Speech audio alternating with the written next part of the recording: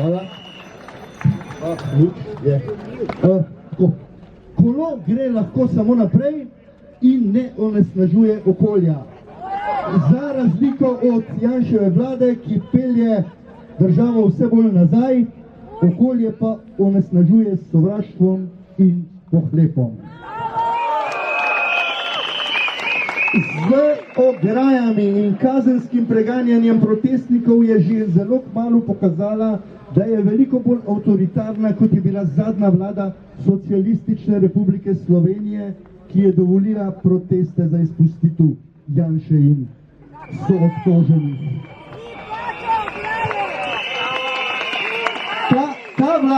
Ta vlada pa je 19. junija 2020, 18 dni po epohalnem preletu vojaških letal, s katerimi je razglasila zmago nad epidemijo, s pomočjo policije ogradila tale trg republike, da se na njem ne bi bralo ustave, ki zagotavlja pravico do mirnega zbiranja in javnih zborovanj.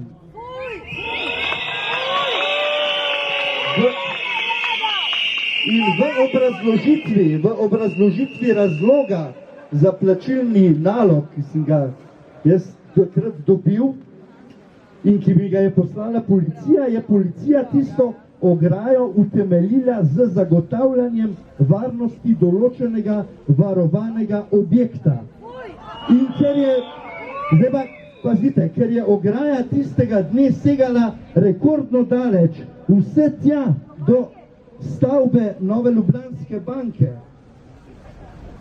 je bil ta neimenovani določeni varovani objekt lahko edino le trg republike. Tako je 18 dni po koncu epidemije slovenska policija simbolno ogradila republiko, da bi jo varovala pred njeno lastno ustavo. In zdaj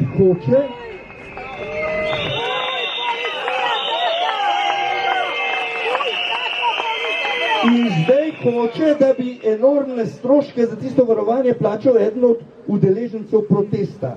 Ker ni samo cinično, ampak je tudi skrajno neumno. Ker zdaj, ko so varovanje tistega protesta tako skrbno izračunali, bi bilo edino prav, da bi ne samo stroške sodnih postopkov, ki bodo na koncu ovrgli položnico za tistih več kot 34.000 evrov, ampak tudi vse nepotrebne stroške tistega varovanja plačal ta, ki jih je povzročil, kar seveda zagotovo ni Jaša, ampak ta, ki je tisto do slovenske ustave žaljivo varovanje naročil.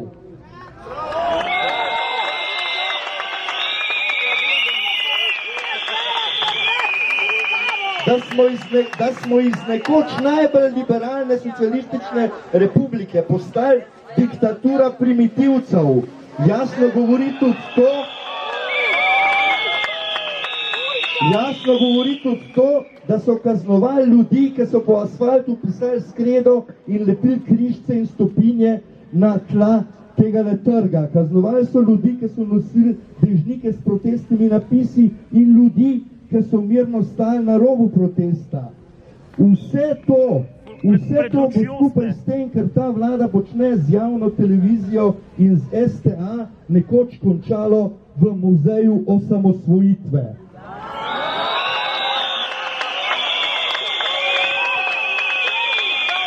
In to ne zato, ker ti, ki nam uničujejo družbo in državo, sebe imenujejo osamosvojitelji, ampak zato, ker se bo Slovenija osamosvojila šele takrat, ker se bo znebila voditeljev, ki nam zaradi lastnih poslovnih in psihopatoloških interesov uničujejo domovino.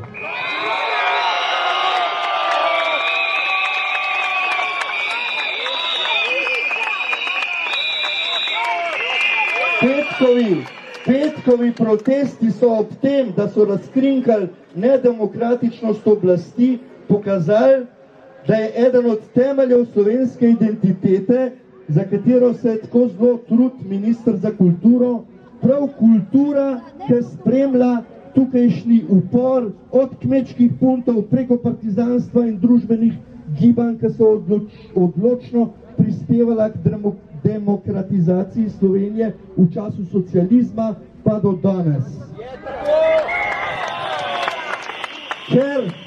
Ker na krščanske korenine se namreč Slovenke in Slovenci v težkih časih pač ne moramo zanesti. Sej slovenska RKC, namesto da bi se že končno opravičila potomcem domobrancev, ker jih je pognala v zločin, podpira tudi to protidemokratično in protislovensko vlado.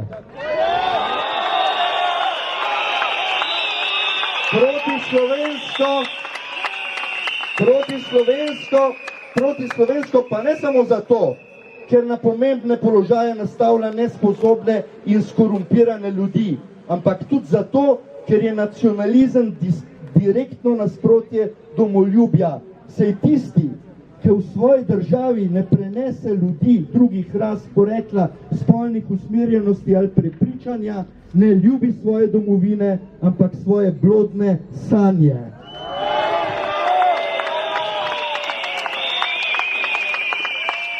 In zato prav tisti, ki imajo polna usta naroda, ta narod načrtno uničujejo, saj ga takšnega, kot je, sovražijo in ga hočejo na silo spremeniti.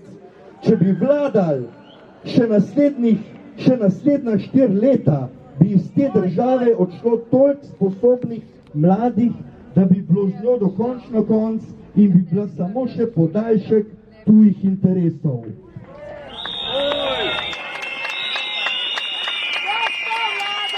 Zato so zame petkovi večeri maše za domovino. Srečanja, ki se jih udeležujemo, dajejo občutek, da nismo sami, ampak da pripadamo skupnosti, ki je pripravljena narediti vse, kar je v njeni moči, da bi Slovenija postala čim bolj samostojna in neodvisna, predvsem pa sodobna, svobodna in spodobna država.